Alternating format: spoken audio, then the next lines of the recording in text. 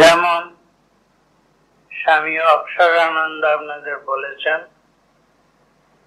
1 মাস ধরে এই বাংলাদেশে বহু স্থানে পরিক্রমা করে আমি যথেষ্ট আনন্দ অনুভব করছি। কারণ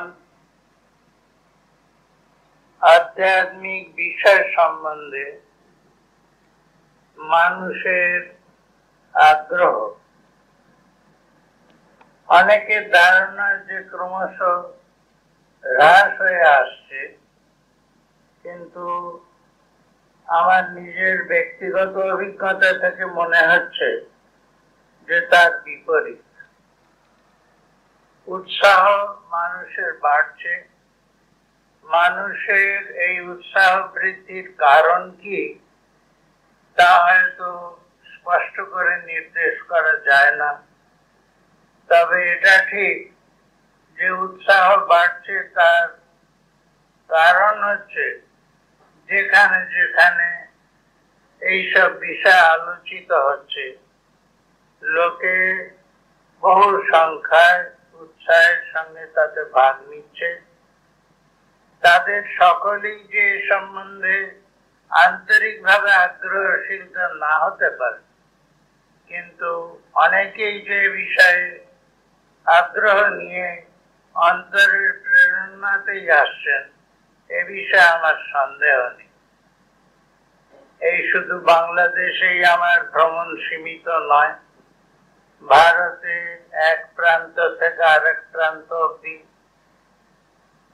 বহুবার পরিক্রমা করবার আমার সৌভাগ্য হয়েছে। ভারতের বাইরেও নানা জায়গায় যাওয়ার সৌভাগ্য হয়েছে। সব জায়গাতে আমার নিজের ধারণা হয়েছে যে মানুষের আগ্রহ যেন দিন দিন বিপুল ভাবে এইসব বিষয়ে প্রকাশ পাচ্ছে। কেন পাচ্ছে তার হয়তো নানা কারণ থাকবে। আমরা সমস্ত জগতের লোকের সম্বন্ধে কোনো পরিসংখ্যান করে দেখিনি, কাজে স্পষ্টভাবে নির্ভুলভাবে কিছু বলা সম্ভব নয়। কিন্তু যা দেখেছি, ভাষার যা অভিজ্ঞতা হয়েছে, তার থেকে বলতে পারি যে মানুষের এ বিষয়ে আগ্রহ জানবার জন্য ক্রমবর্ধমান সব জায়গায়। ভারতের বাইরেও বললুম, যেসব জায়গায় আমার নিজের যাবার সুযোগ হয়েছে, তাছাড়াও অন্যান্য দেশের সম্বন্ধেও যা শুনেছি, তাতে এই ধারণা আরো পরিপুষ্ট হয়েছে যে মানুষের আগ্রহ দিন দিন বাড়ছে। একটা সময় ছিল, সেটা 1800 থেকে 1900 এবং তারপরেও কিছুদিন ধরে খ্রিস্টাব্দ পর্যন্ত মানুষের একটা ধারণা হয়েছিল যে বিজ্ঞান আমাদের সমস্ত কৌতূহল মেটাতে পারবে, আমাদের সব প্রয়োজন সিদ্ধ করতে পারবে, আমরা যা চাইছি তা সব বিজ্ঞান থেকে পাব। তখন বিজ্ঞানের কৈশোর এবং যৌবনের কথা বলা যায়, কিন্তু যখন ক্রমশ বিজ্ঞানের গভীরতা বেড়েছে, বিজ্ঞানী মনীষীরা যখন তাদের জ্ঞানের পরিধিকে আরো অনেক বাড়িয়েছেন, সঙ্গে সঙ্গে তারা প্রকাশ করেছেন যে জ্ঞানের পরিধি যত বাড়ছে, অজ্ঞানের পরিধি তার চেয়ে বেশি বাড়ছে। আমরা ক্রমশ বুঝতে পারছি যে কত বেশি জিনিস আমরা জানি না। আমাদের সীমা কত দূর, কোথায় কোথায় সীমা আমাদের রয়েছে, সে ক্রমশ আমরা স্পষ্টতর রূপে বুঝতে পারছি। বৈজ্ঞানিক দৃষ্টান্ত দিয়েই বলা যায়, প্রাচীন কালে আমাদের ধারণা ছিল ওই যে আকাশে নক্ষত্র মন্ডলী দেখছি, ওই আমাদের জ্ঞানের পরিধি, তার বেশি আমরা জানি না। কিন্তু যত দিন যাচ্ছে যন্ত্রের সাহায্যে, বিজ্ঞানের উৎকর্ষের সঙ্গে সঙ্গে আমাদের এই জ্ঞানের পরিধি কত বাড়ছে আমরা দেখছি। শুধু এই জগৎটা নয়, শুধু সৌর জগৎ নয়, শুধু আমাদের এই নীহারিকা পর্যন্ত নয়, নীহারিকার পর নীহারিকার স্তরে স্তরে আমাদের কাছে উদ্ঘাটিত হচ্ছে। এবং যখন হচ্ছে এইভাবে জ্ঞানের বিকাশ, সঙ্গে সঙ্গে আমাদের এই বোধ স্পষ্টতর হচ্ছে আমরা যা জানছি তা সামান্য, তা সীমিত। এর যে বহু জিনিস রয়েছে যা আমাদের অজ্ঞাত, যার অস্পষ্ট আভাস আমরা পাচ্ছি, কিন্তু যে সম্বন্ধে আমাদের ধারণা এখনো মোটেই স্পষ্ট নয়। এইরকম জ্ঞানের সীমাকে আমরা ক্রমশ বুঝতে পারছি।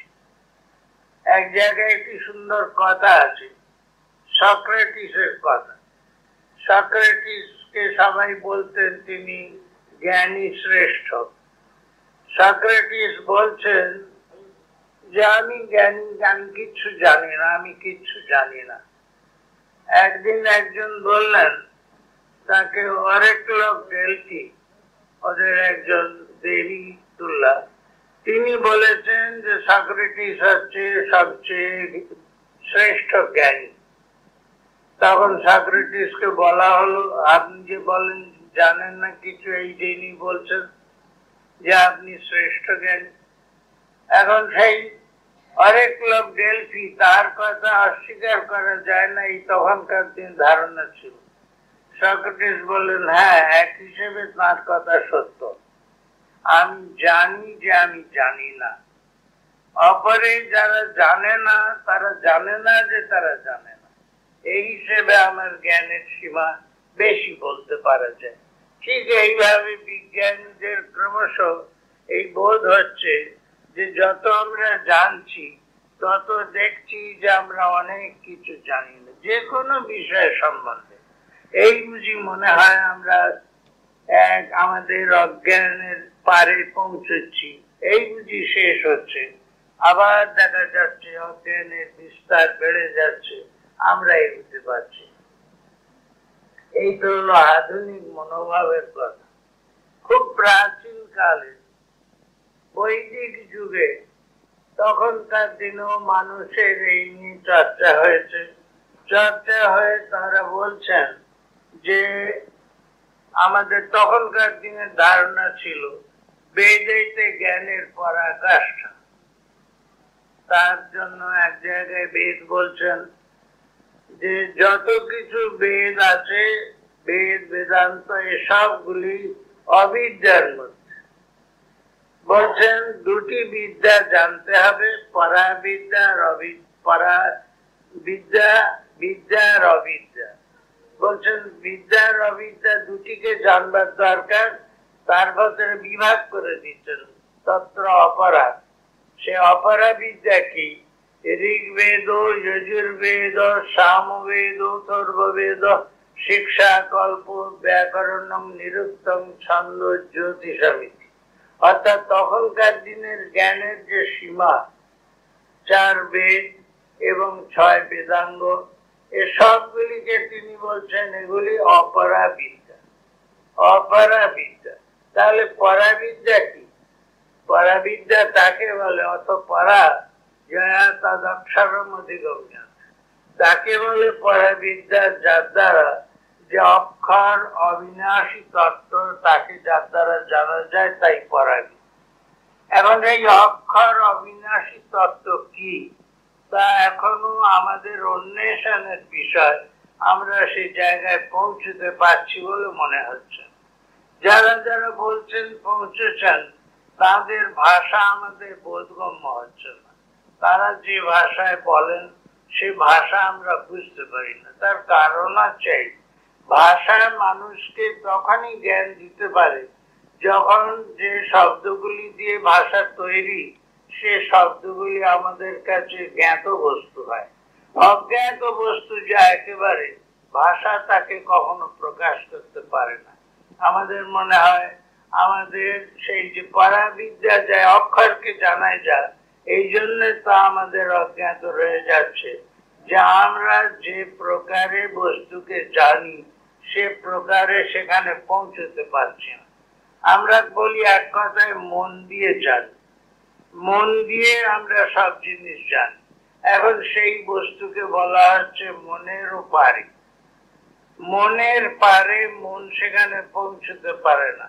যেমন মনসায়ন মনুতে, যাকে মনের দ্বারা মনন করা যায়, সেই তত্ত্ব কি করে যাব?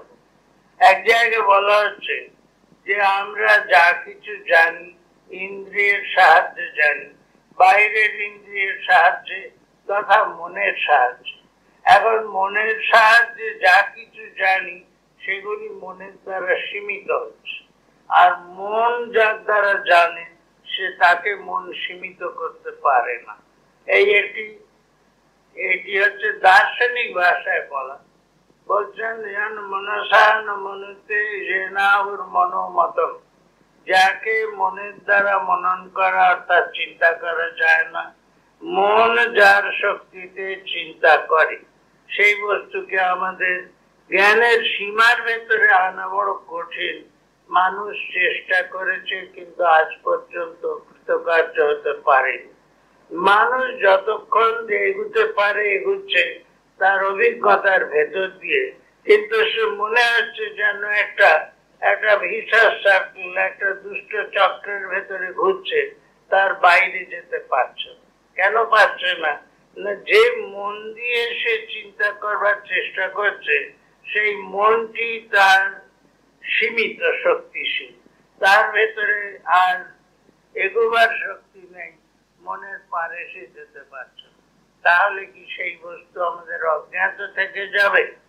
একমতে অজ্ঞাত থেকেই যাবে। প্রাচীন দার্শনিক যে কান্ট, তিনি এই কথাই বলেছেন যে বস্তু যা তা মানুষের চিরকাল অজ্ঞাত থাকে, কারণ তাকে আমরা যে উপায়ে জানি মনের দ্বারা, সে মন তাকে প্রকাশ করতে পারবে না। মন একটা ছক বাঁধা খেলা খেলে, সেই ছক বাঁধা খেলার বাইরে যে বস্তুটি তাকে আমরা কি করে জানব? সেই বাইরের বস্তুটি সম্বন্ধে বিজ্ঞানেরও আলোচ্য বিষয়, দর্শনেরও আলোচ্য বিষয়। এখন সেই আলোচনা শেষ হয়েছে কিনা? শেষ হয়নি নিশ্চয়ই, কারণ এ সম্বন্ধে বহু মতদ্বৈত রয়েছে। এখন অত দূরের সেই বিজ্ঞানের এবং মনের অগোচর বস্তু নিয়ে আমরা খালি ভাবছি না। আমাদের দৈনন্দিন জীবন, যা আমাদের এই পৃথিবীতে, আমাদের স্থূল জগতের ভেতরে আমাদের সর্বদা যা নিয়ে ব্যবহার করতে হচ্ছে, সেই জগৎ সম্বন্ধেই ভেবে দেখি আমাদের সমস্যাগুলির কি সমাধান হচ্ছে? এক উপায়ে সমাধানের চেষ্টা করছি, আবার নতুন করে তার থেকে সমাধানের সৃষ্টি হচ্ছে। কত রকম করে। এই সেদিন পড়লুম যে আমাদের কৃষি বিজ্ঞান, উদ্ভিদ বিজ্ঞান নানান ভাবে সব আমাদের সব পেস্টিসাইড, তারপর ইনসেকটিসাইড সব সৃষ্টি করছে, পোকামাকড় মারা, জন্তু মারা, এইসব সৃষ্টি করছে। তার ফলে কি হচ্ছে? কতটা আমাদের মনে হচ্ছে সফলতা হচ্ছে। আর আধুনিক বিজ্ঞানীরা বলছেন আমরা করছি কি? আমরা তো সৃষ্টির নিয়মকে উল্টে পাল্টে দিতে চেষ্টা করছি না তো। এই হচ্ছে সংশয়। কারণ সৃষ্টির ভেতরে একটা ধারা আছে, ইকোলজিক্যাল ব্যালেন্স যাকে বলে, একটা জীবন সাম্য একটা আছে। সেই সাম্যটাকে আমরা আমাদের সুবিধার জন্য পরিবর্তিত করে উল্টো পাল্টা করে ফেলছি না তো। মানুষের এই সমস্যা চিরকাল ধরে চলছে নানান দিক দিয়ে, স্থূল জগতে, মনোজগতে, সব জায়গায় এই সমস্যার সম্মুখীন মানুষ এবং তার সমাধান খুঁজছে। আমাদের দেশেই আমরা করেছি কি, এই যখন ভারতের কথা বলছি, যখন জনসংখ্যা বিপুল, আমাদের অন্নের অভাব, আমরা তখন শস্য উৎপন্ন করবার জন্য অনেক জায়গায় সব কৃষি ক্ষেত্র বাড়াচ্ছি। তাতে হয়েছে কি, অনেক জায়গায় বন কেটে সাফ করেছি, তার ফলে হচ্ছে সব সমস্ত যেন ঋতু পরিবর্তিত হয়ে যাচ্ছে। যে জায়গায় শস্য শ্যামলা ছিল সে জায়গায় এখন মরুভূমিতে পরিণত হতে চলেছে। এগুলো আমাদের বুদ্ধি সাহায্য করতেছে, এক করতে আর করে বসছি এরকম সর্বদিকে সর্ব সমস্যায়। তাহলে কি মানুষ নিশ্চেষ্ট হয়ে বসে থাকবে, হাত পা গুটিয়ে বসে থাকবে? তার জন্য মানুষ সৃষ্টি হয়। মানুষের এমন ভাবে মন তৈরি, সে সর্বদা চারিদিকে হাত বাড়াচ্ছে। সে যা জানে না তা জানতে চাচ্ছে, যা নাগালের মধ্যে পাচ্ছে না তাকে তারা নাগালের মধ্যে আনতে চেষ্টা করছে। প্রগতির জন্য তারা প্রাণ চেষ্টা হচ্ছে। হয়তো সেই চেষ্টা সবসময় সে খুব বিজ্ঞান মতো যে করছে তা না, ভুল ভ্রান্তি অনেক হচ্ছে, কিন্তু ভুল ভ্রান্তি হলেও তার সংশোধন করছে এবং করে আবার এগিয়ে যেতে চেষ্টা করছে। এই জীবন সমস্যা নিয়ে আমাদের সংগ্রাম আবহমান কাল ধরে চলেছে। কবে থেকে আরম্ভ হয়েছে আমরা জানি না, কারণ ইতিহাস তার খবর রাখে না। যারা জীবন বিজ্ঞানী তারা বলে পৃথিবীতে কি করে যে এই জীবের সৃষ্টি হলো তা আমরা এখনো পরিষ্কার রূপে বুঝতে পারছি না। নানান ভাবে ভাবছি, কোন রকমে হয়তো একটু প্রাণের কিছু অন্য রকম প্রকাশ জগতে এসেছিল, তার ফলে ধীরে ধীরে অভিব্যক্তি হয়ে এই বিশ্ব বর্তমান রূপ ধারণ করেছে। কিন্তু এই যে অভিব্যক্তি বা বলি যে ক্রমবিকাশবাদ, এই ক্রমবিকাশবাদ যে খুব নির্ভুল তত্ত্ব তা নয় বলে এখন বিজ্ঞানীরা অনেকে স্বীকার করেছেন।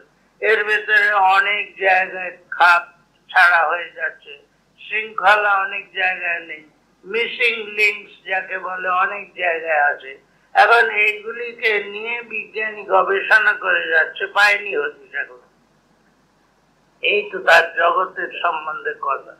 কিন্তু মানুষের চেষ্টা কোনোদিন অজানাকে জানতে বিরত হয়, চেষ্টা তার কখনো নিবৃত্তি নেই। কেন নেই? এর কারণ হচ্ছে মানুষের একটি বোধ আছে, সে বোধটি তার ঈশ্বর দত্ত বোধ বলি বা প্রাকৃতিক বোধ বলি, যে সে নিজেকে অসীমিত করে রাখতে চায় না, কোন দিক দিয়েই সে সীমিত রাখতে চায় না নিজেকে। কি করে সে জানলে যে সীমার বাইরে কিছু আছে? এইটি হচ্ছে তার কাছে কুহেলিকা। আমরা জানি না কি করে আমরা সীমিত বলে বোধ করলুম, কারণ আমাদের যদি এর পারে কিছু না থাকে বলে দৃঢ় ধারণা হয়, তাহলে যে আমরা সীমিত এই বোধ থাকতো না। আমাদের এই বোধ তাহলে থাকতো না যে আমরা সীমিত, কিন্তু আমাদের বোধ রয়েছে। আমরা যে অপূর্ণতা, আমাদের বোধ রয়েছে। এই অপূর্ণতা, এই জ্ঞানের সীমা, এই শক্তির সীমা কে আমরা বাড়াবার জন্য ক্রমাগত চেষ্টা করে যাচ্ছি। আমাদের যা কিছু জীবনের আমাদের কৃতিত্ব, যা কিছু আমাদের এই জগতে চেষ্টা করে গড়ে উঠেছে, কৃষ্টি, ইতিহাস প্রভৃতি, সবগুলির পেছনে এই চেষ্টা যে আমি আমার সীমাকে অতিক্রম করতে পারি এবং তার জন্য আমরা চেষ্টা করব। এই চেষ্টা মানুষের অন্তরে একটা পূর্ণতার বোধকে যেন ভেতরে কেউ প্রবেশ করিয়ে দিয়েছে তার আদি থেকে। সে জানে, সেই জন্য সে অপূর্ণ এবং সে পূর্ণ হতে চেষ্টা করছে। আমরা যে এখন এই যে বলছি আমাদের জীবন সমস্যার সমাধান কি করে হবে, এই বিজ্ঞান এইভাবে তো আমাদের বিজ্ঞান মানে আমাদের খালি সীমিত বিজ্ঞানের কথা বলছি না, আমি বলছি সমস্ত ভাবে জানবার চেষ্টা আমাদের। এই ভেতরের অন্তর্নিহিত যে আকাঙ্ক্ষা, অপূর্ণতার যে ধারণা, তার দ্বারাই প্রেরিত হয়ে আমরা চলেছি সকলে এগিয়ে, বিভিন্ন স্তর অতিক্রম করে যাচ্ছি, আবার হয়তো ফিরে আসছি, বারবার এরকম করে চলছি। এখন আমাদের জীবনের উদ্দেশ্য কি, এই কথা ভাবার। প্রথমে আমরা আগে যা ভেবে দেখলুম, জীবনের উদ্দেশ্য কি আমাদের সব সীমাকে অতিক্রম করে যাও, মৃত্যুকে অতিক্রম করে অমর হতে চাই, অজ্ঞানকে অতিক্রম করে সর্বজ্ঞ হতে চাই, আমাদের সমস্ত শক্তির অপূর্ণতাকে আমরা অতিক্রম করবে, সর্বশক্তিমান হতে চাই। এই জন্য আমাদের চেষ্টার অন্ত নেই। আদিও কোনো কালে ছিল কিনা জানি না, যেন গোড়া থেকেই আমাদের এই ভাব যে আমরা আমাদের ভেতরে একটা প্রেরণা পাচ্ছি যে আমাদের এগিয়ে যেতে হবে। ঠাকুরের একটি গল্প আছে, শ্রীরামকৃষ্ণের একটি গল্প। তিনি বলছেন, এক কাঠুরে জঙ্গলে যে কাঠ কেটে এসে শহরে বিক্রি করত, অতি কষ্টে তার জীবন নির্বাহ হতো। একদিন একজন ব্রহ্মচারী, তিনি বলেছেন একজন সাধু, এসে বললেন, তুমি এগিয়ে পড়ো। কাঠুরে প্রথমে কথাটায় কান দেয়, তারপরে কিছুদিন পরে এই একঘেয়ে জীবনে ক্লান্ত এসে ভাবলে, ব্রহ্মচারী বলেছিল আমাকে এগিয়ে যেতে, দেখি না এগিয়েছে। তাই একদিন এগিয়ে গেল, এগিয়ে যেয়ে দেখলে যে চন্দনের বন। তখন সে চন্দন কাঠ কেটে বিক্রি করে অনেক বেশি পয়সা পেতে লাগলো। তারপরে বেশ কিছু হয়েছে, আর্থিক সচ্ছলতা। একদিন ভাবলে, ব্রহ্মচারী আমাকে এগিয়ে যেতে বলেছিল, আমাকে তো চন্দনের বন অব্দি যেতে হবে বলেনি। আরো এগিয়ে গেল, এগিয়ে যেতে যেতে রূপর খনি, সোনার খনি, হিরে জহরাতের খনি পেয়ে সে আন্ডিল হয়ে গেল। এই মানুষের এগিয়ে যাওয়ার জন্য চড়াইবে বেদের কথা, চলো তুমি চলতে থাকো, কোথায় যে থামবে তা তোমাকে এখন বলা হবে না, তুমি এগিয়ে চলো, যেখানে আছো সেখান থেকে এগিয়ে চলো। এই যে মানুষের অদম্য স্পৃহা এগিয়ে যাবার সব দিক দিয়ে, এইটি তার জীবন দর্শনের মূল কথা। আমাদের এগিয়ে যেতে হবে, যেখানে আছি সেখানে থাকলে চলবে না। এরই সুবিধার জন্য আমরা সমাজ গড়ি, রাষ্ট্র গড়ি, আমাদের শিক্ষা, আমাদের নীতি, আমাদের সবকিছু এই একই উদ্দেশ্যকে লক্ষ্য করে যে আমাদের এগিয়ে যেতে হবে। এই হলো জীবনের মূল কথা। এখন এই এগিয়ে কোথায় যাব তা আমরা জানি না। একটি কথা এখানে, আমরা জানি নাও বটে এবং জানিও বটে। জানি না এই জন্য যে শেষ পরিণতি কোথায় জানি না, কিন্তু আমার সামনে যে একটা পথের নির্দেশ আছে, একটা মাইলস্টোন আছে, সেটাকে আমি বিশ্বাস করি যে ওই অব্দি আমাকে অন্তত যেতে হবে। এইভাবে ধীরে ধীরে আমরা বাড়ছি। আমরা যখন বাড়ছি, আমাদের লক্ষ্যটিও সঙ্গে সঙ্গে বাড়ছে। আমরা যেমন এগোচ্ছি, আমাদের লক্ষ্য আগে যা ছিল তারপরে আর তা থাকছে না, তখন নতুন নতুন আমাদের ভেতরে স্পষ্টতা আসছে। আমাদের লক্ষ্যটিও যেন আমাদের সীমা ছাড়িয়ে ছাড়িয়ে এগিয়ে গিয়ে, এগিয়ে আলেয়ার পেছনে ছোটার মতো। আলেয়ার পেছনে যখন মানুষ যায়, দেখে আগুনটা আরো এগিয়ে এগিয়ে যাচ্ছে, এগিয়ে সেই রকম। তার উত্তরে আমরা জানি না, কিন্তু কেউ কেউ যারা ওই আমাদের সাধারণ স্তরের মানুষ নন, তারা এসে বলছেন এগিয়ে যাও, তাহলে জানতে পারবে। শুধু তাই নয়, তারা বলছেন আমরা জেনেছি যাকে জানলে মৃত্যুকে অতিক্রম করা যায়। তমেব বিদিত্বা অতি মৃত্যু মেতি, সে তাকে জানলে মৃত্যুর হাত থেকে নিষ্কৃতি পায়। মৃত্যু মানে কি? মৃত্যু মানে শরীরটা অমর হবে, সে কথা তারা বলে। মৃত্যু মানে আমরা চিরকাল বেঁচে থাকবো, সে অর্থে নয়। মৃত্যু মানে সব রকম একটা ব্যাপক অর্থ, যাতে আমাদের অজ্ঞান রূপ মৃত্যু দূর হবে, আমাদের অনাস্তিত্ব বা নশ্বরতার রূপ মৃত্যু দূর হবে, আমরা এমন একটা অবস্থায় পৌঁছতে পারবো। এখন কথা হচ্ছে, এই অজানাকে কেবল একজন বললে আর আমরা তার অন্ধ অনুসরণ করব কি? তাও নয়। কথা হচ্ছে, যারা বলছেন, এরকম অসাধারণ ব্যক্তি মাঝে মাঝে আমাদের ভেতরে দেখা যায়, যাদের ওই সম্বন্ধে কেবল শোনা কথা নয়, যারা বলতে পারেন বেদাহমেতং পুরুষং মহান্তম, আমরা সেই পরম তত্ত্বকে জেনেছি। পুরুষ শব্দের অর্থ যিনি সর্বত্র পরিব্যাপ্ত, সমস্ত বিশ্বে যিনি পরিপূর্ণ হয়ে রয়েছেন, সেই তত্ত্বকে আমি জেনেছি। সেই রকম জেনেছি বলে যারা বলেন, তারা কি কেবল দম্ভ করছেন? তাদের জীবন থেকে তা মনে হয় না। তাদের জীবনের ভেতর দিয়ে বিচার করে দেখলে তাদের কখনো অসত্যবাদী বলে বলা যায় না। তারা অতিবাদী বলে শাস্ত্রে বলে, তারা নয়। তারা যে জানেন না তেমন কথা বলেন না। লোক ঠকানোর তাদের প্রবৃত্তি নেই, কারণ তাদের জীবন দেখা যায় সর্বতভাবে লোক কল্যাণে সমর্পিত। এইরকম অসাধারণ মহাপুরুষ যারা তাদের অভিজ্ঞতাকে আমাদের পাথেয় রূপে নিয়ে অন্তত একটু আমাদের আস্তিক্য বুদ্ধি বিশিষ্ট হয়ে চলতে হয়, না চললে আমাদের এই অনুসন্ধান কখনো সফল হয় না। বিজ্ঞানী যদি কেবল নাস্তিক্য বুদ্ধিতে পরিপূর্ণ থাকে, সে বিজ্ঞানের অন্বেষণেও কখনো সফলতা লাভ করতে পারে না। বিজ্ঞানীকেও এগুতে হয় তার ভেতরে আস্তিক্য বুদ্ধি নিয়ে, যে আমি যা খুঁজছি তা আমি পেতে পারি।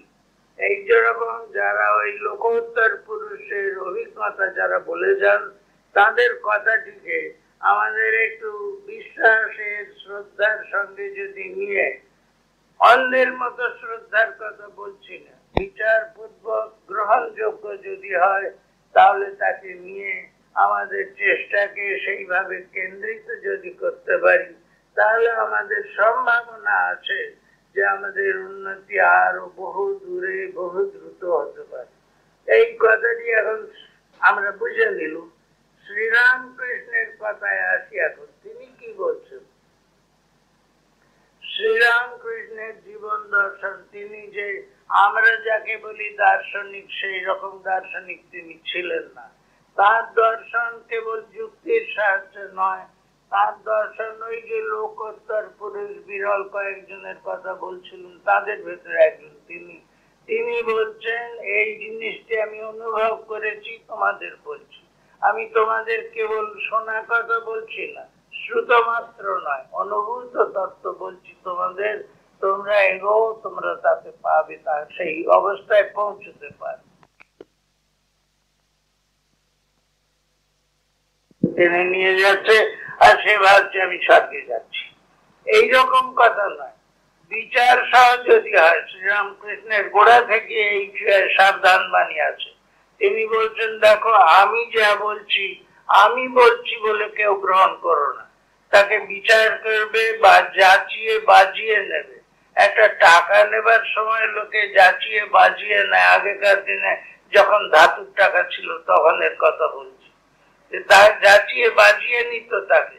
এখন আমরা সেই যেগুলি গূঢ় তত্ত্ব, তাকে নেওয়ার সময় যাচিয়ে বাজিয়ে নেব না, এ বিষয়ে কোনো বিরোধ নেই। শ্রীরামকৃষ্ণ বলছেন অবশ্য যাচিয়ে বাজিয়ে নেবে। আমাদের শাস্ত্র যারা সেই বিষয়ে পথিকৃত, তারাও বলছেন যে সব সময় বুদ্ধিকে খোলা রেখে চলবে, তোমাকে চোখ বুঝে চলতে কেউ বলবে না। চোখ বুঝে চললে তুমি অন্ধের দ্বারা নিত অন্ধের মতো তোমাদের অবস্থা হবে, তা নয়। চোখ চেয়ে চলো, কিন্তু বিশ্বাস রাখো নিজের ভবিষ্যতের উপর। নিজের ভবিষ্যতে যদি আস্থা না থাকে, যদি বিশ্বাস না থাকে যে তুমি তোমার সীমাকে অতিক্রম করতে পারো, তুমি মৃত্যুকে অতিক্রম করতে পারো, তুমি অজ্ঞানকে অতিক্রম করতে পারো, তাহলে তোমার তো আর কোনো আশাই নেই। তুমি যেখানে আছো সেখানেই পড়ে থাকবে। কাজেই তাকে বলছেন, খুব সাহস দিচ্ছেন, বলছেন চেষ্টা করো, করে দেখো। বিচার সহ যদি কোনো তত্ত্ব থাকে সেই অনুসরণ করো, করে দেখো, এগিয়ে চলো। এই বিচার সম্বন্ধে আমাদের একটা হিসাবে, আমাদের একটা যুক্তি হিসেবে নিতে পারি, যাকে ইংরেজিতে হাইপোথিসিস বলে। যে বলছেন আচ্ছা চেষ্টা করে দেখি না, যে উপায় বলছেন করে দেখি না, উপায়গুলি স্পষ্ট।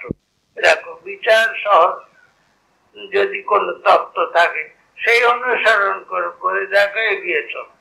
এই বিচার সম্বন্ধে আমাদের একটা হিসাবে, আমাদের একটা যুক্তি হিসেবে নিতে পারি, যাকে ইংরেজিতে হাইপোথিসিস বলে। যে বলছেন আচ্ছা চেষ্টা করে দেখি না, যে উপায় বলছেন করে দেখি না, উপায়গুলি স্পষ্ট পরিষ্কার বলে দেওয়া। যে মন দিয়ে আমরা বিচার করছি, এই মনের ভেতরেই যদি মলিনতা থাকে, সর্ষের ভেতরেই যদি ভূত ঝুঁকে থাকে, তাহলে সেই সর্ষে দিয়ে ভূত তাড়ানো যায় না। মনের ভেতরেই যদি মলিনতা থাকে, সেই মন দিয়ে আমরা কোনো স্পষ্ট আলো দেখতে পাই না। কাজেই মনকে পরিষ্কার করতে বলছেন শ্রীরামকৃষ্ণের কথায়। শুদ্ধ মন, শুদ্ধ বুদ্ধি আর শুদ্ধ আত্মা এক। তুমি যদি মনকে শুদ্ধ করো, সেই মনই যখন শুদ্ধ হয় তাকেই বলে শুদ্ধ বুদ্ধি। সেই শুদ্ধ বুদ্ধি আবার তোমার আত্মা, তোমার স্বরূপ। কাজেই তুমি এই মনকে সাফ করতে করতে সেই তত্ত্বে নিশ্চয় পৌঁছবে। মনকে সাফ করবার উপায়গুলি খুব সুন্দর বলা আছে, পরিষ্কার কথাগুলি বলা আছে। সেগুলি হচ্ছে এই যে মনকে মলিন করে কিসে? রাগ আর দ্বেষ মনকে মলিন করে। কোন বিষয়ের প্রতি আসক্তি, যাকে আমরা ইংরেজিতে বলবো বায়াস বা প্রেজুডিস, সেই রকম কিছু যদি থাকে তাহলে মন স্পষ্ট দেখতে পায় না। বিজ্ঞানীদেরও এই কথা যে তোমাদের যখন বিজ্ঞানের গবেষণা করবে আনবায়াসড মাইন্ড দিয়ে, যে মন তোমাদের কোন সংস্কারের দ্বারা পরিচালিত হচ্ছে না, প্রাচীন প্রথার দ্বারা পরিচালিত হচ্ছে না, এমন ভাবে তোমাদের মন এগিয়ে যে তত্ত্বকে জানতে হবে। না তাই তোমরা যে তত্ত্বকে জানবে, শুদ্ধ মন না হলে জানতে পারবে না। আর শুদ্ধ মন যদি হয়, তাহলে তিনি যাকে আমরা এখন মনের অগোচর বলছো, তিনি তখন সেই মনের কাছে ধরা দেবেন। এক জায়গায় উপনিষদে বলেছেন ইয়ান মনসায়ন মনুতে, মনের দ্বারা যাকে মনন করা যায় না। আবার সেই উপনিষদের ভেতরে অন্য জায়গায় বলা আছে মনসাই বেদম আপ্তব্য, মনের দ্বারাই একে জানতে হবে। শ্রীরামকৃষ্ণ এই তত্ত্বের ভেতরে পরিষ্কার করে বলেছেন তিনি এই মলিন মনের গোচর নন, তিনি শুদ্ধ মনের গোচর। এই জন্য বললেন শুদ্ধ মন, শুদ্ধ বুদ্ধি, শুদ্ধ আত্মায়। বুদ্ধির শুদ্ধি মানে কি? তাকে বাসনা মুক্ত করা, প্রেজুডিস, বায়াস, এর থেকে তাকে মুক্ত করা। একই বলছি বাসনা। বাসনা মানে আমাদের অনুভূতি, যে সংস্কার আমাদের উপরে ফেলে দেয়, যে রঙে মনকে রঙিয়ে দিচ্ছে বারবার করে, সেই রং থেকে মুক্ত করে তাকে দেখবার চেষ্টা করো। দিকে আমরা রঙিন কাঁচের ভেতর দিয়ে জগৎটাকে দেখে বিভিন্ন রং দেখছি আর বিভ্রান্ত হচ্ছি। কিন্তু যদি সেই রংগুলোকে দূর করা যায় তাহলে কি হবে? শ্রীরামকৃষ্ণ বেশ সুন্দর একটি কথা বলছেন, মনটা যেন একটা কাঁচ, সেই কাঁচ যেন তত্ত্বকে আমাদের আবরণ করে রেখেছে, শুধু প্রকাশ করা না, আবরণ করে রেখেছে। সে মনের ভেতরে নানা রং আছে, সেই রংগুলি আমরা প্রক্ষিপ্ত করি ওই তত্ত্বের উপরে, করে তাকে রঙিন করে দেখি। যদি মনটাকে পরিষ্কার করতে পারি, সব রংকে যদি মুছে দিতে পারি, শুদ্ধ করতে পারি, তখন কি হবে? কাঁচটি হবে ট্রান্সপারেন্ট, যাকে বলি স্বচ্ছ হবে। এখন স্বচ্ছ কথাটিকে আরো যদি সূক্ষ্ম ভাবে বিচার করে দেখি, তখন দেখবো যে সেখানে কাঁচ বলে কোনো বস্তু থাকবে না। কাঁচটা একটা ব্যবধান সৃষ্টি করছে, এটা স্থূল ভাবে বলা হচ্ছে। আসলে বলতে গেলে বস্তুটিকে কোনো উপমা দেওয়া ছাড়া সম্ভব নয়। তাই বলছি কাঁচটি তখন চলে যাবে। শুদ্ধ মন যখন হবে, তখন সেই শুদ্ধ মন আর শুদ্ধ বুদ্ধি, যে বুদ্ধির কাছে তত্ত্ব প্রতিভাত হয়, সেই বুদ্ধি এক জিনিস। আর বুদ্ধি যা জ্ঞানের স্বরূপ, তিনি তার একই স্বরূপ। এই কথাটি সেখানে জ্ঞানের দিক দিয়ে বলা হয়েছে। আচ্ছা, জ্ঞান পথের কথা না ছেড়েই দিল।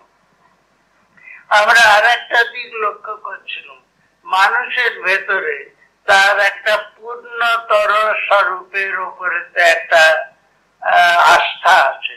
সে যে পূর্ণতর কিছু সে হতে চায়, কিছু তাকে অনুভব করতে চায়।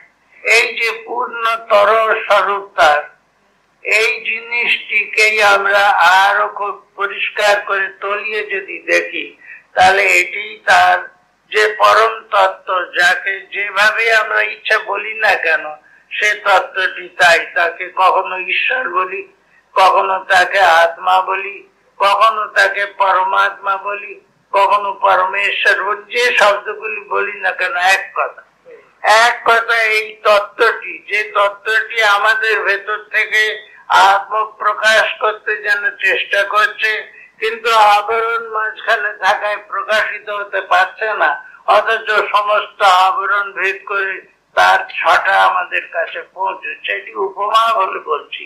এইভাবে এই বস্তুটির সম্বন্ধে আমাদের আভাস আছে।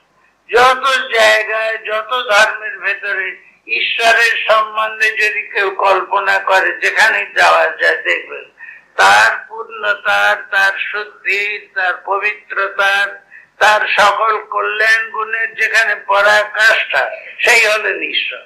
ঈশ্বর সব ধর্মের এই কথা। ঈশ্বর দয়াময়, ঈশ্বর ক্ষমাশীল, ঈশ্বর পবিত্র, এই ছাড়া কোন ধর্ম মতে ভিন্ন কথা নেই। সব জায়গার এই কথা।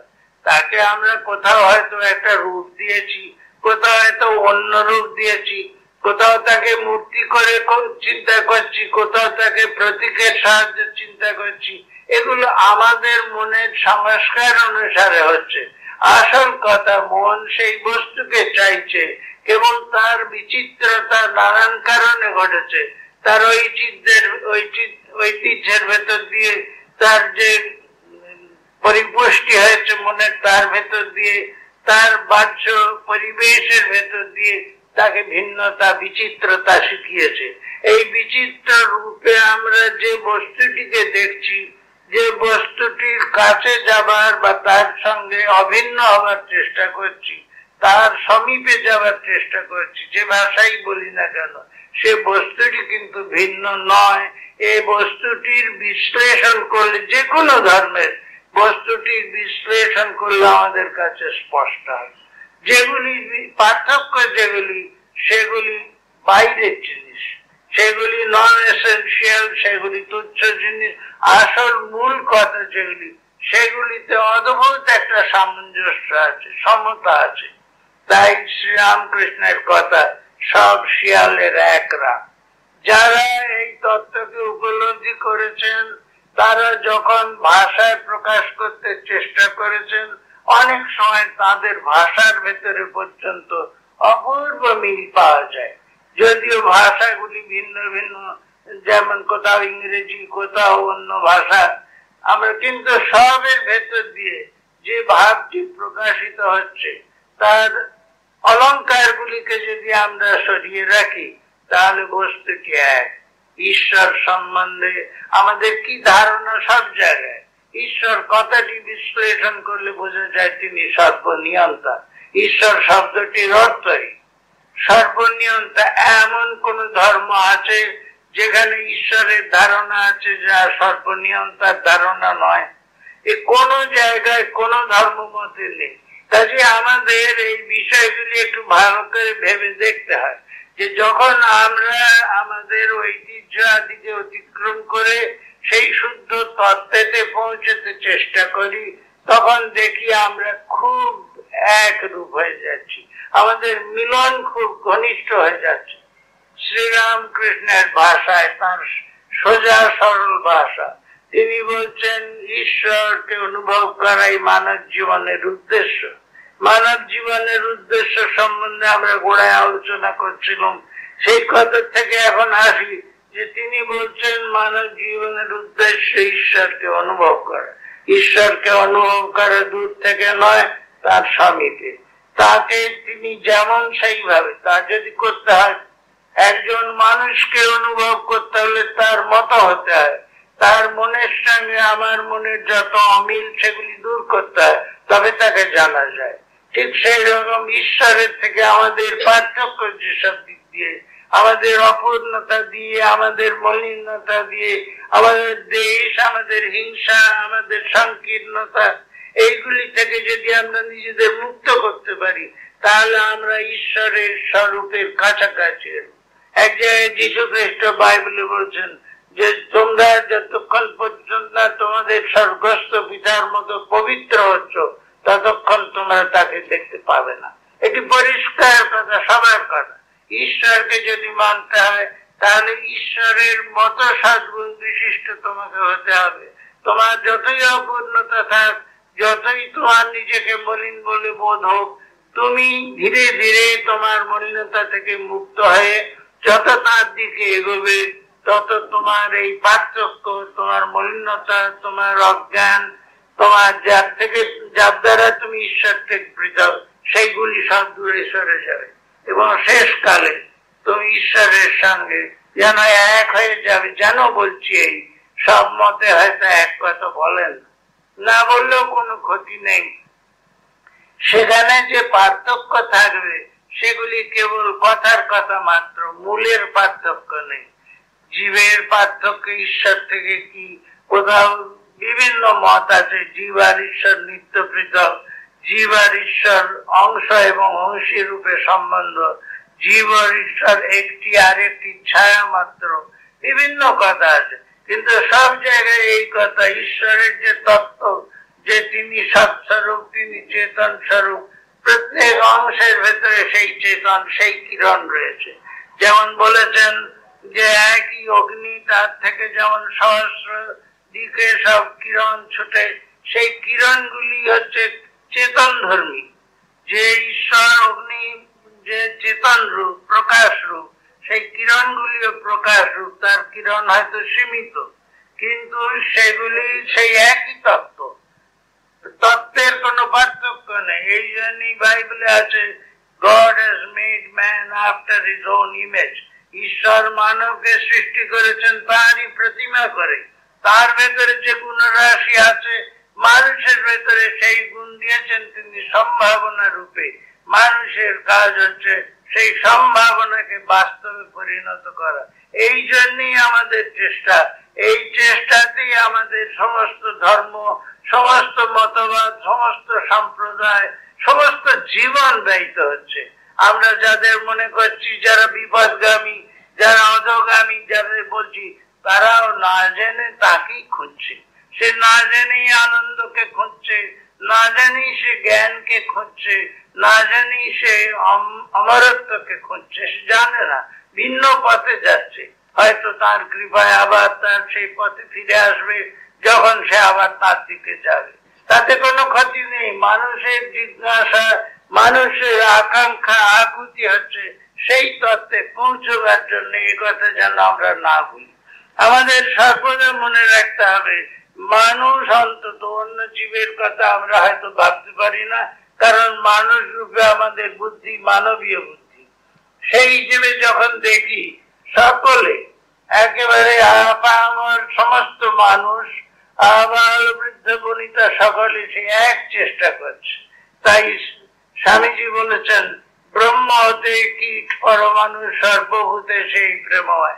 ব্রহ্ম থেকে আরম্ভ করে কীট পরমাণু পর্যন্ত সকলের ভেতরে সেই পরম তত্ত্ব, যিনি প্রেম স্বরূপ, যিনি জ্ঞান স্বরূপ, যিনি পবিত্রতার স্বরূপ, যিনি শুদ্ধির স্বরূপ, যিনি আনন্দ স্বরূপ, তারই স্বরূপ সব জায়গায় রয়েছে। কিরণ হয়তো ছোট ছোট, এখন সেই কিরণগুলির ভেতরেতে যে সীমা আছে সে তাকে অতিক্রম করতে চেষ্টা করছে। এক জায়গায় বলেছেন বেদ উপনিষদের কথা, বালাগ্র শতভাগস্য শতধা কল্পিতস্য চ ভাগো জীব সবিজ্ঞ তদানন্ত্যায় কল্পতে। একটি চুলের ডগা, তাকে 100 ভাগ করো, তার একটি ভাগ নিয়ে তাকে আবার 100 ভাগ করো, তার একটি ভাগ হলো জীব, অতি ক্ষুদ্রাতি ক্ষুদ্র জীব। সেই ক্ষুদ্রাতি ক্ষুদ্র জীব কিন্তু তার ভিতরে অনন্তের সম্ভাবনা নিয়ে রয়েছে, অনন্তের সম্ভাবনা, যেখানে তার কোনো সীমা নেই। সেই সীমাকে অতিক্রম করবার জন্য মানুষের চেষ্টা, এই চেষ্টাকে শৃঙ্খলাবদ্ধ করা, যুক্তি সিদ্ধ করা, অনুকূল করে নেওয়ার, এরই নাম হচ্ছে দর্শন। এই জীবন দর্শন। আর মহান পুরুষেরা আমাদের তার প্রণালী, তাদের অভিজ্ঞতা অনুসারে দিয়েছেন। যেমন শ্রী রামকৃষ্ণ বলছেন, মানব জীবনের উদ্দেশ্য ভগবানকে দর্শন করা। তাকে দর্শন করা মানে তার স্বরূপে নিজের যত কিছু সংকীর্ণতা, নিজের যে মলিনতা, নিজের ক্ষুদ্রতা, সব সেখানে বিলীন করে দেওয়া। মানুষ যখন আপনার অহংকে নিশ্চিহ্ন করে দেয়, তখন তার ভিতরে ভগবানের পূর্ণ অভিব্যক্তি হয়, পরমেশ্বর সেখানে পূর্ণভাবে প্রকাশিত হন। আমাদের এই যে আমি ক্ষুদ্রতা একটা যাকে আমি কখনো দেহের সঙ্গে সংযুক্ত, কখনো একটি ব্যক্তি বলে, একটি জীব বলে, একটি সমাজের অঙ্গ বলে, একটি দেশের অঙ্গ বলে নানা রকম ভাবে সংকীর্ণ করছি। এই সংকীর্ণতা যতক্ষণ আছে ততক্ষণই আমরা অসীম থেকে বিযুক্ত। কিন্তু যখন এই সংকীর্ণতাকে আমরা অতিক্রম করতে পারবো, তখন আমরা সেই যে ক্ষুদ্র সেই তদানন্তায় কল্পতে, তাই অনন্ত হয়ে যাবে। এই কথাটুকু শাস্ত্রের সিদ্ধান্ত বলে, মহাপুরুষদের অভিজ্ঞতার স্বরূপ বলে, আমাদের পাথেয় বলে একে নিয়ে যদি আমরা চলতে থাকি, আমরা যে একদিন সেই জায়গায় পৌঁছবো না এমন কেউ বলতে পারে না। আমাদের ভাষা হয়তো ভিন্ন ভিন্ন হবে, ভাব প্রকাশ করবার জন্য আমাদের ভঙ্গি ভিন্ন ভিন্ন হবে, আমাদের দৃষ্টান্ত হয়তো ভিন্ন ভিন্ন দিয়ে আমরা বোঝাতে চেষ্টা করব, কিন্তু তত্ত্বটি আমাদের এক হবে, কোনো পার্থক্য হবে না। আমরা যদি যে কোনো ধর্মমতের চরম সিদ্ধান্তকে নিয়ে খুব একেবারে নিষ্পক্ষপাত ভাবে বিচার করে করে তার জায়গায় পৌঁছি, দেখব সেখানে কোনো প্রভেদ নেই, একই তত্ত্ব। তিনি বহুরূপে বিচিত্র হয়েছেন। কেমন করে হয়েছেন, কেন হয়েছেন তা তিনি জানেন। সেই অসীম লীলাময়ের তার সামর্থ্য, তার বুদ্ধি, তার কৌশল আমরা জানি না, কিন্তু আমরা এটুকু জানি আমাদের এই ক্ষুদ্রের ভেতরে তিনি বিরাজ করছেন। প্রত্যেকটি বিন্দুর মধ্যে সিন্ধু সীমিত রয়েছে। একটি উপনিষদের কথা আছে, যথা শুদ্ধম শুদ্ধে আসিক্তম তাদৃগেব ভবতি এবং নির্বিজানত আত্মা ভবতি গৌতম। একটি শুদ্ধ জলবিন্দু যদি একটি শুদ্ধ জলরাশির মধ্যে পড়ে, যখন পড়ে সে তখন সেই জলরাশি হয়ে যায়, তার কোনো পার্থক্য সেখানে থাকে না। পার্থক্য হচ্ছে মলিনতা নিয়ে, পার্থক্য হচ্ছে সীমা নিয়ে, পার্থক্য ক্ষুদ্রতা নিয়ে। যখন সেই জলবিন্দু অসীম জলরাশির ভেতরে এক হয়ে যায়, তখন কে বলবে কোথায় সেই বিন্দুটি ছিল? সে আর এক নেই, সে বিন্দু নেই, সে সিন্ধুতে পরিণত হয়েছে। আমরা আমাদের ওই জন্য এই জলবিন্দুটিকে আমাদের সেই সিন্ধুতে যে সমর্পণ করবার জন্য চলেছি। উপনিষদ তাই বলছেন, সর্বাসঙ্গপাং সমুদ্র একায়নম, সকল জলের এক গতি সমুদ্রের দিকে। আমরা তার দিকে চলেছি, জ্ঞাত সারে অজ্ঞাত সারে তাতে কোনো ক্ষতি নেই, চলেছি আমরা ঠিক। আমাদের গতি চলতেই থাকবে অব্যাহত ভাবে, যতক্ষণ পর্যন্ত না আমাদের সেই সিন্ধুতে পর্যবেশন হয়। আমরা শ্রী ভগবানের চরণে প্রার্থনা করি, তিনি আমাদের সেই সিন্ধুতে পৌঁছে দিন। যে যে পথ দিয়ে যাচ্ছি তাকে সেই পথ দিয়ে, একজনকে আরেক পথের অনুকরণ করতে হবে না, একজনকে আরেকজনের মত ধরে চলতে হবে না। প্রত্যেকেই সেই ভগবানের অনন্ত পথ ধরে তার কাছে যে পৌঁছবে। শ্রীরামকৃষ্ণের উক্তি, তিনি অনন্ত, তার জন্য পথ অনন্ত। এই অনন্ত পথ তিনিই করেছেন। মানুষের মনের বিচিত্রতা অনুসারে এই অনন্ত বৈচিত্র্য তার ভেতরে তিনি সৃষ্টি করেছেন। এই বিচিত্র মানুষের সেই জন্য ভগবান দিকে যাবার পথ বিচিত্র। স্বামী বিবেকানন্দ এক জায়গায় বলছেন, যখন প্রত্যেকটি মানুষের এক একটি ধর্ম হবে তখন আমি সন্তুষ্ট হব। ধর্ম বহু বলে কোনো দোষ নেই, বহু বললে কোনো দোষ হবে না, যদি আমরা জানি যে আমাদের পথগুলি আমার পক্ষে যেটি রুচিকর, আমার পক্ষে যেটি অনুকূল, সেই পথ ধরে আমি যাচ্ছি, আর একজন তার পক্ষে যেটি অনুকূল সেই পথ দিয়ে যাচ্ছে, এবং শেষকালে আমাদের একত্র গতি হবে। সমুদ্র একায়ন, একই সমুদ্রে আমরা পৌঁছবো। এই বিশ্বাস রেখে আমরা সকলের প্রতি সম্মান রেখে, সকলের প্রতি শ্রদ্ধা সম্পন্ন হয়ে, সকলের প্রতি সহানুভূতিপূর্ণ ভাবে যদি এগিয়ে যাই, বিশ্ব এই আমাদের এগুবার পথেই দেখবো বদলে গেছে। এই জগৎটা তখন আর অশান্তির জগৎ নেই, বিভেদের জগৎ নেই, দ্বন্দ্বের জগৎ নেই, কোন রকম ভেদাভেদের জগৎ নেই। আমরা যত এগিয়ে যাব তত এই ভেদকে অতিক্রম করে সেই শুদ্ধ স্বরূপেতে পৌঁছতে পারবো।